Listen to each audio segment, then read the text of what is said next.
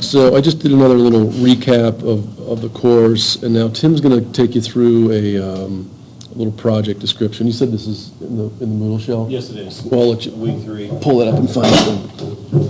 You can come using that little mouse. All right, so what we're going to do is, being here in week 3, obviously, we just added this today. Part of the problem is how do we plan a project? You know, and that's always a challenge to figure out how are we going to plan a project. And we know that for this class we have a project. We have to design a system, right? Sometimes the design is what trips people up. So I added this assignment so you guys have an opportunity to do that. And it's right here in week 3.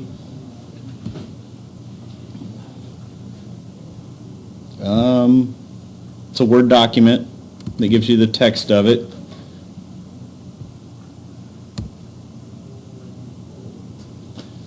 And what we're looking to do is have you design a system based on where you live today. If it turns out that, like, if you live in the dorms or something like that, yeah, it's going to be kind of tough to get an electric bill. But if you have an electric bill for your apartment or you have an electric bill for your house, that's what I want you to use for your numbers. If you don't have, if this isn't possible for you to get, you know, even for your apartments, maybe you don't pay for utilities and your electricity is provided, talk to your parents, talk to a buddy, find somebody who gets an electric bill every month and you can use theirs. That's fine. What we're going to do is assume that your home is the absolute perfect location for solar or wind. There's no codes, there's no laws preventing it. You can just put up, you know, a wind turbine in your backyard if you want to, or solar panels on the roof if you want to. Given your current electrical usage, you're going to design a grid tie system. There's not going to be any storage, either wind or solar, your choice, whichever one you want to do. That's going to provide all of your electricity needs, but I want it within reason, because you could say, well, you know what, I'm going to put a wind turbine just like the ones over at Judith Gap in my backyard. That should be enough electricity, you know, to keep me going. Well, that's great, but that doesn't really meet our needs here. So I want you to do it within reason on the calculations. We'll get into that here in a few minutes. But I give you some key figures there. For the Missoula area, we can use calculations for our solar using 4.2 peak solar hours per day. That's our annual average. Of course, in the summertime, you know, you may have 6 hours. And in December, you may only have 2 hours of peak solar time. But we're looking at the average for the year. So if you use 850 kilowatt hours per month in your apartment, you're going to need to average it out over the year so that your system is providing at least 850 kilowatt hours per month. So obviously in the summer you'll get more, in the wintertime you'll get less, but as long as it averages out and covers that 850 per month, that's good, because you're going to get credits, right, for the excess that you produce, and then in the wintertime you'll fall back on those credits. Our idea is to be as close to zero as possible on your electricity using either wind or solar. Yes, it is. It's all completely grid tie. So we got 4.2 peak solar hours per day as an average and a 6 mile per hour wind as an average. And those are both accurate numbers for the Missoula area. Because you're building an entire system, you need to know all the components and what they cost. And I'm just going to tell you for wind, use $1,000. We'll use a nice easy number. I don't want to get caught up in the mounting system of these. So $1,000 for wind, $1,000 for solar. Montana, the average is 10 cents per kilowatt hour. You're going to use that in your calculations. So, is this budgetary? It's going to be both. You're going to have to design a system, but you're going to have to look up actual components of a system. So that's what we got though for budget. Like if we're going No, that's not a budget. Okay. That money is already a given. When you figure out, I want this charge controller, or I want this grid tie inverter to use with these solar panels, whatever that comes up to be, add $1,000 to it, and that's your mounting system. Same way with the wind turbine. I want this wind turbine. I want This grid tie inverter, add $1,000 to it to cover the other cost of other components. Not every component you add $1,000 to, do you? No, only to that's, all the other I'm only looking at key components other than this. I want to know, if you're building a solar system, I want to know what are your solar panels, what solar panels are you going to use, what size are they? And then I want to know what grid tie inverter you're going to use, that's the electricity going from the solar panels to the grid tie inverter. Then the $1,000 covers your wiring, your conduit, your disconnector box, the electrician coming out and plugging it in, covers all that stuff. So I want to know the major components that you're going to use, their cost, show me how they meet your capacity needs. You can't, I don't want you to oversize it or undersize it. I want it to match up pretty close. Within 10% is the figure that I give you later on in this. So you don't want us to worry about battery storage? Nope, no battery storage, pure grid tie. So if you're on solar and you don't have any storage, what are you're gonna have to you're using grid tie for your nighttime? Yes.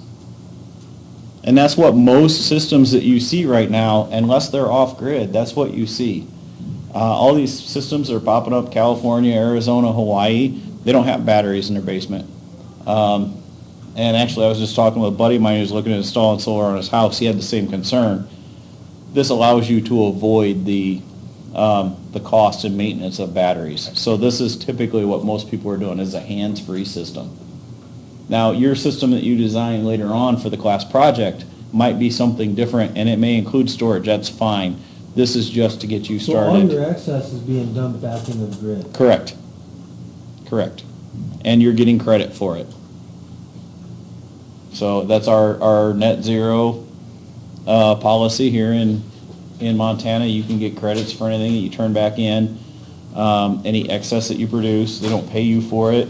Those credits are good for up to a year. So we can run the What do full you do year with cycle. credits? What do you do with credits?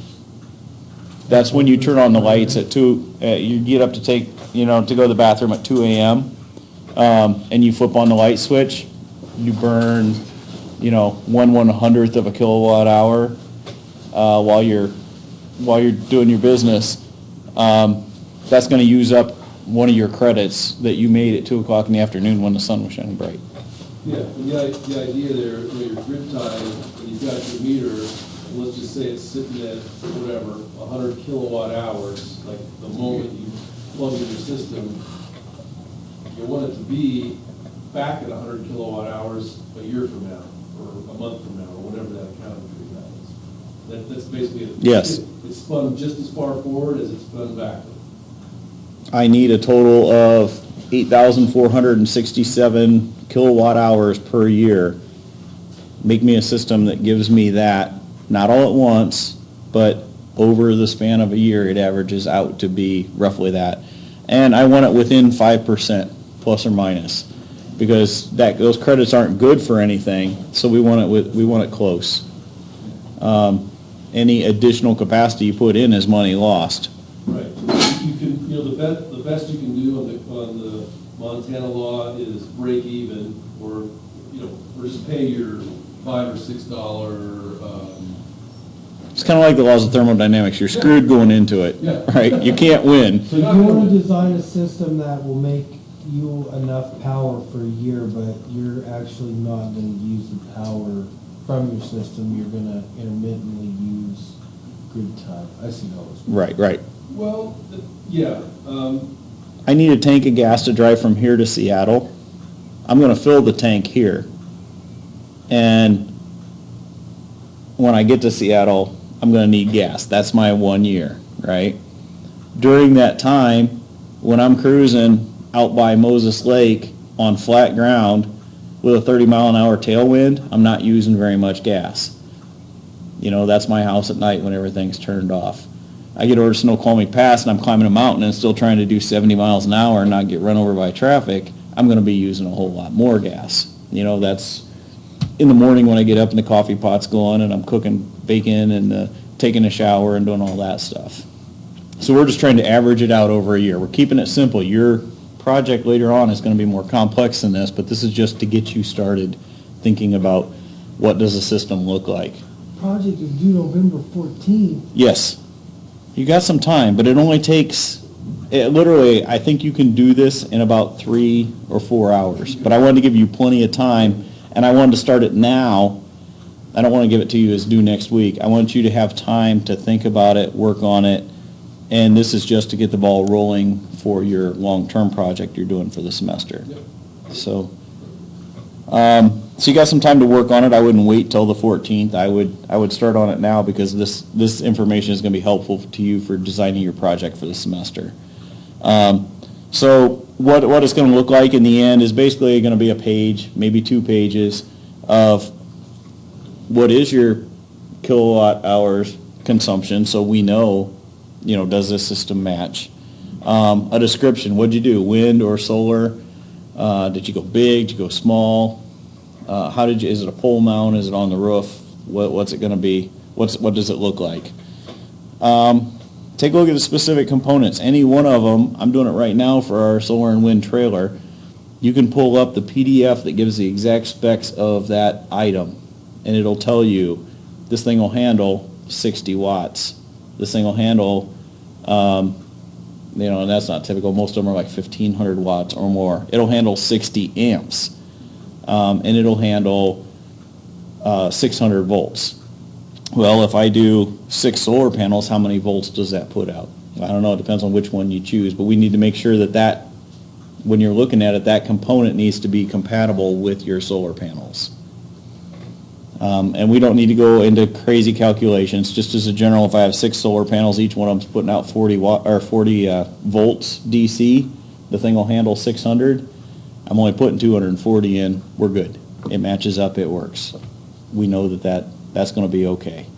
But if I need more than 6 solar panels to power my house, and I need to put 20 of them up there, well, 20 times 40, 800 volts. Now I'm in trouble. I need to bump up the capacity of my grid tie inverter to match that. So keep that in mind. All I want to do is a balanced system. I want you to look and start to understand what a balanced system is, and that all those components have to interact together. So what specific ones, and are they compatible? It's purely grid tie with no battery storage. Don't worry about storage. Spinning your meter backwards when it's excess, and your meter spinning the normal way when you're using your credits at night. Show your calculations so we know that it does work. I don't want you to exceed your demand by more than 5%. Price out your system. Tell me what components did you use, and now that I know that cost and I know how much electricity I use per year, I want to know what your return on investment is. If I go bolt this system onto my roof, how long before the system pays for itself in electricity saved? Should be pretty straightforward. What's the expected lifespan of your system, and what is your expected maintenance costs? So solar, if the panels are rated to 25 years, the inverter might only be rated to 10 years. So you may have to add another inverter to the price tag. Those are the things to keep in mind. A wind turbine has to come down once a year. Do I need to rent a forklift or a crane to lower this thing? Can I use my pickup truck? You tell me. And all these are based on the lifespan of your system. And like I said, it's not due until November 14th or week 11. I think it's the week before Thanksgiving. So you got some time to work on it, but now is the ideal time to work on it because you have, it's going to give you some ideas for what your project's going to be and kind of get you into that math for input, output, return on investment, all those things. So. Thanks. It's good.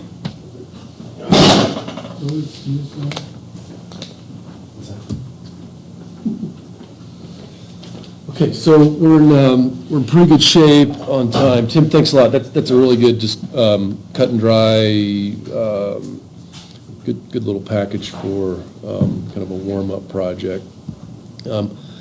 What I want to do now, I want to show you some of the projects from previous years, just so you kind of have an idea of what the, your final is going to look like.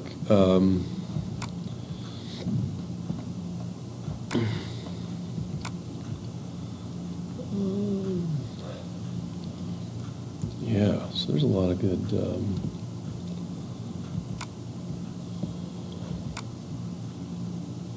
let's just take a look at this guy. Harbaugh. Actually, I think the 2012 projects were some of the best.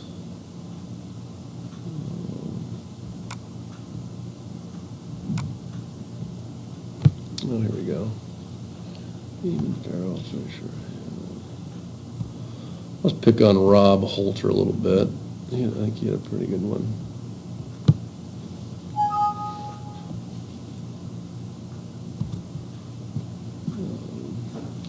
Yeah, this was back.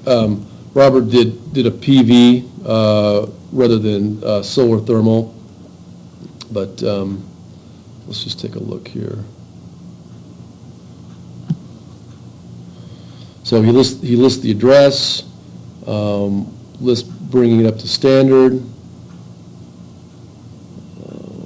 He lists specific components, water heater, close to net zero as possible. He mentions that. Makes a little joke, and then he mentions some of the specifics. So non-tracking, he should have written 3 kilowatts, but there we go. And he does list the specifics, like Tim just mentioned.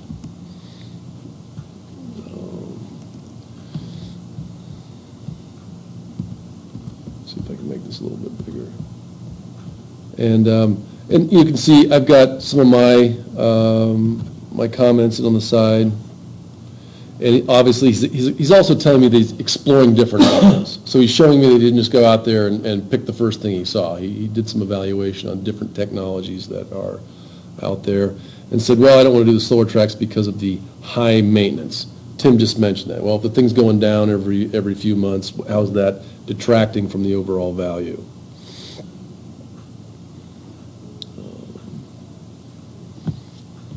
He mentions costs, he mentions numbers,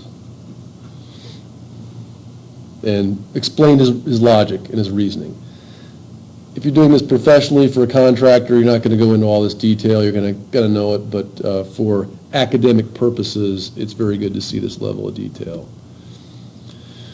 He does a Google Earth, SATIC, someone was mentioning, there's engineers and technicians sitting over there at SATIC right now doing this exact same exercise on homes in California. They're about to do a big blitz in Montana, in Missoula too. Yeah. And if you talk to any of the professional installers, they provide this mom and pop. Yep. Get a full scale report just like this. Yep. With all these details. Yeah. Tells exactly where he is on planet Earth. So some nice elevation views, so you know what the shading might look like. And this is going to be the same if you're doing a wind system or a solar thermal. How much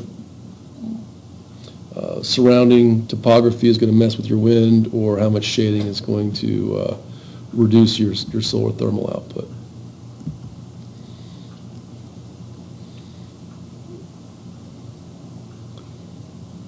We do have a solar pathfinder, and we will get familiar with that. And installation meter. We do have an insulation meter too, so we'll be able to measure exactly how many watts per square meter are coming in. There's an example of the outputs. We'll get some hands-on with that this semester too. And basically, what it is, this entire field, it's more or less just kind of a paint by numbers. Each one of these little squares represents more or less a kilowatt hour. And you can convert that into electricity or solar thermal, same thing. How many kilowatt hours, convert that to BTUs into your system. And it's basically just tracing out the horizon and any trees that might interfere with the shading. And he's taking this at multiple locations and discussing it.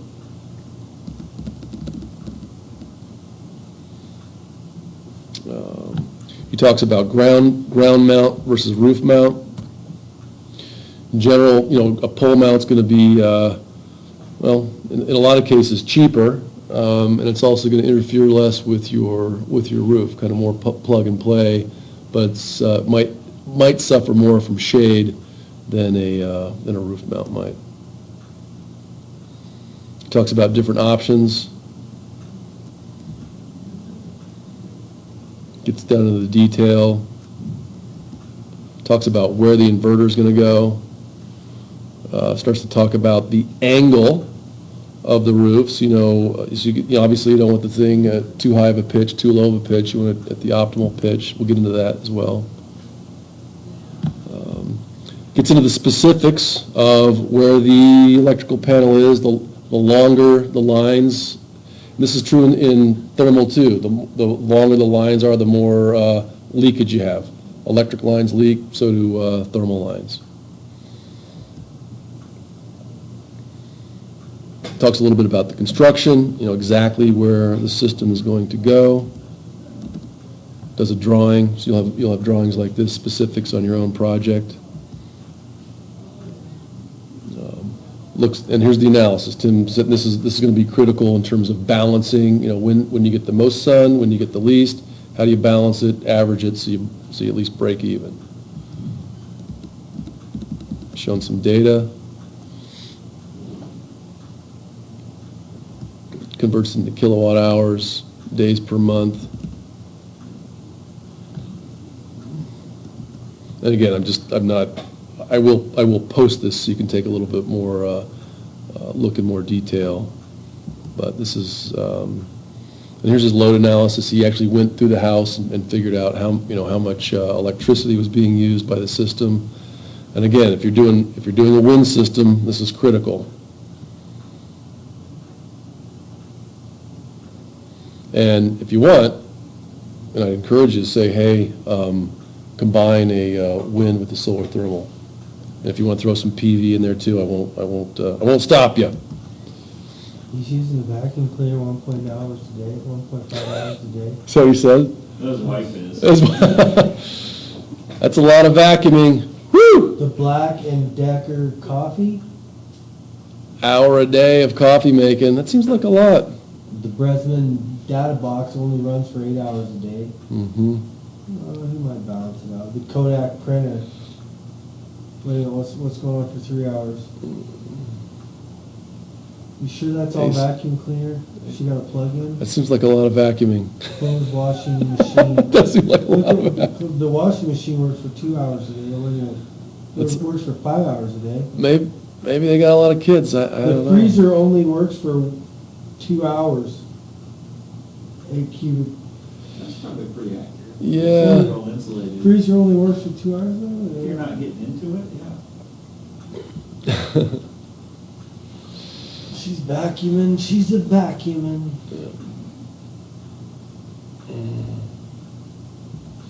Okay, so this is an example of, Did he actually install the system or did he just, I don't know exactly what when's the last time we saw Robert? Last summer? Yeah. And I don't know exactly how far along he's gotten with this. But this could also be something he could, hand off to a professional installer. I think Robert is still teaching at a high school there in Helena, but I wouldn't be surprised if he has something similar in his house by now. Okay, and again, this is on the warm-up project.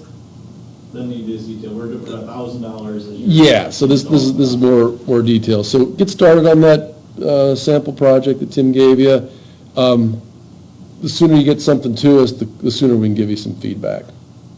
And you'll be all set by that November due date. This will be due in December. Talks about the longevity. And, I'd encourage you, this will also help meet some of the learning objectives of the course. Just go and there's half a dozen installers here in town. Just talk about the lifespan of some of the different technologies. Get to know your local installers, they would be more than happy to share some of that with you, and then it's a good pathway into the industry.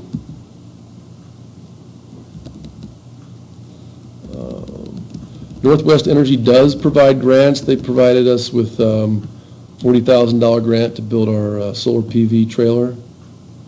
There are also revolving energy loans. Two of the big installers here are going to make a big blitz on installing solar in Missoula, and this is going to be important as well. Loans that are just available for renewable energy projects, in addition to some of the subsidies and tax breaks that are available. So he's looked into this funding, total savings, and this is going to help you get towards that return on investment number, so you can know exactly when it'll pay back. As I mentioned, he's a teacher. Surprised the teacher didn't put the apostrophe in his. He teaches theater. Oh, he teaches theater, right? Theater and art. English is his second language. Okay, well. So he's done the. That's his artistic theater. Oh, I like this. He's talking about graphene-based paint. Thinking into the future. Well, there he goes.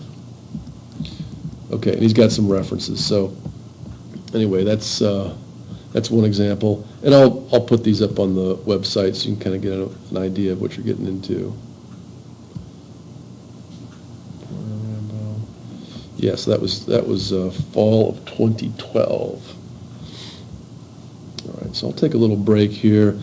Next thing I do want to just start looking at the specifics. I think a couple people have taken the first quiz or two. I have not had sufficient opportunity to cover some of the materials for that, so we'll just spend the next hour taking care of that, so you feel more comfortable taking the quiz.